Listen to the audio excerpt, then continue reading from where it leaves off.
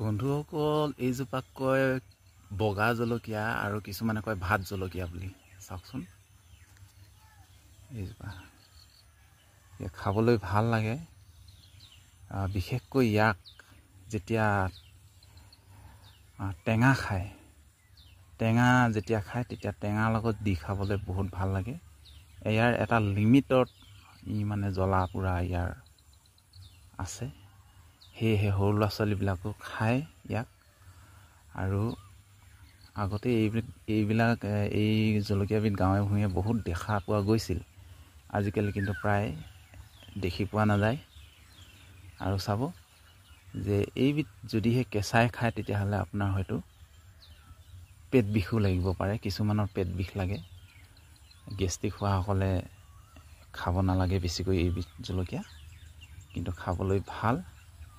চাওক, কিছুমানে কয় ভাত জলকীয়া, কিছুমানে কয় বগা জলকীয়া, সৰু কিন্তু খাই ভাল লাগে।